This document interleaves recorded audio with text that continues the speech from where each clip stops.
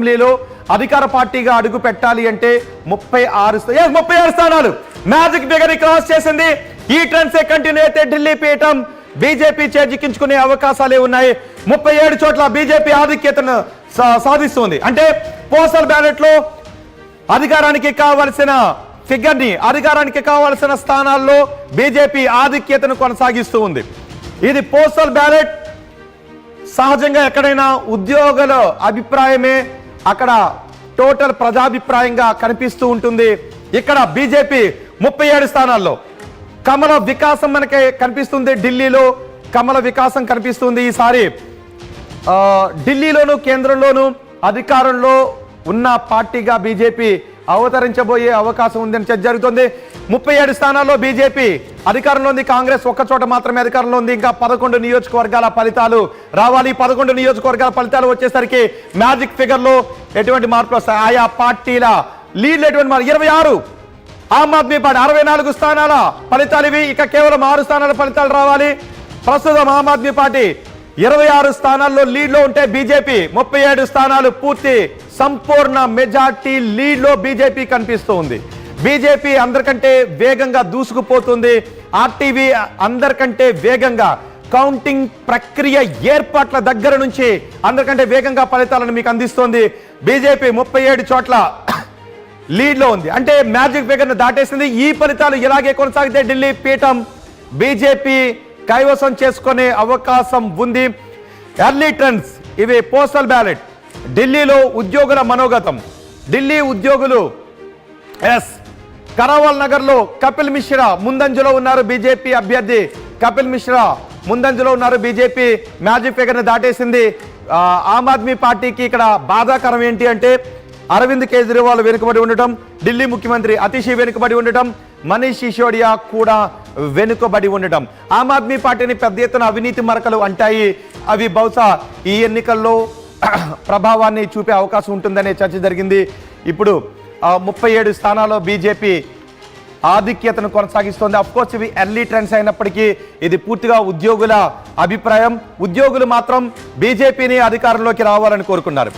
ఢిల్లీలో ఉన్న ఉద్యోగులందరూ బీజేపీని అధికారంలోకి రావాలి అని కోరుకున్న ఫలితాలు ఇక్కడ ప్రతిబింబిస్తున్నాయి.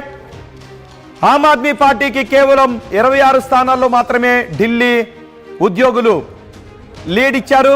26 స్థానాల్లో మాత్రమే ఆధిక్యతనిస్తే బీజేపీకి ఏకంగా 37 స్థానాల్లో ఆధిక్యతనిచ్చారు.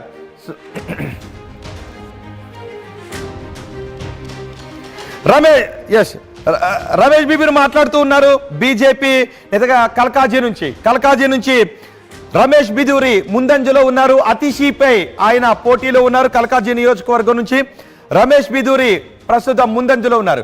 అతిషి వెనుకబడి ఉన్నారు. అతిషిపై బీజేపీ అభ్యర్థి రమేష్ బిదూరి ముందంజలో ఉన్నారు. బీజేపీ అగ్రనేతలంతా వెనుకబడి ఉండటాన్ని మీరేమనుకుంటున్నారో మీ అభిప్రాయాన్ని కామెంట్ బాక్స్ లో తెలియజేయండి. మనీష్ సిసోడియా ఆమ్ ఆద్మీ పార్టీ కీలక నేత, ఢిల్లీ ఉప ముఖ్యమంత్రిగా పనిచేశారు. జైలుకు కూడా ఆయన వెళ్ళొచ్చారు. పరవేష్ వర్మ న్యూఢిల్లీ నుంచి అరవింద్ కేజ్రీవాల్ పై పోటీలో ఉన్నారు. బహుశా ఆయన ముఖ్యమంత్రి అభ్యర్థి ఎవరు ప్రకటించినప్పటికీ కూడా పరవేష్ వర్మనే ముఖ్యమంత్రిని చేసే అవకాశాలు ఉన్నాయి. రమేష్ బిదూరి కల్కాజీ నుంచి అతిషిపై పోటీలో ఉన్నారు. ఆయన కూడా ముందంజలో ఉన్నారు. ఈసారి ఫలితాలు చాలా ఆసక్తికరంగా ఉంటాయి. 38 బీజేపీ 38 స్థానాల్లో ఆధిక్యంలో ఉంది. కాంగ్రెస్ కేవలం 1 స్థానంలో ఆధిక్యం ఉంది. ఆమ్ ఆద్మీ పార్టీ 26 స్థానాల్లోనే ఉంది. ఇవి ఒకసారి ఎగ్జిట్ పోల్ ఫలితాలను ఇవి దాదాపు ప్రతిబింబిస్తున్న పరిస్థితి కనిపిస్తూ ఉంది.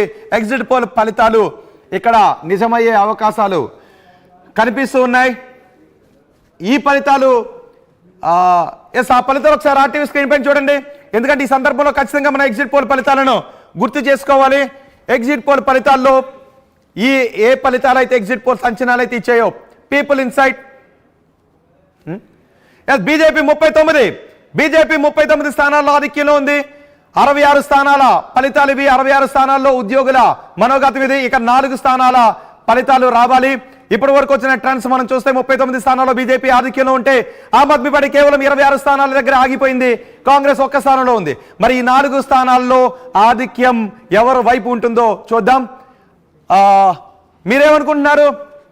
ఎగ్జిట్ పోల్ ఫలితాలు నిజం కాదు అంటూ నిజం కావు అంటూ ఆమ్ ఆద్మీ పార్టీ ఇప్పటి వరకు చెప్తూ వచ్చింది.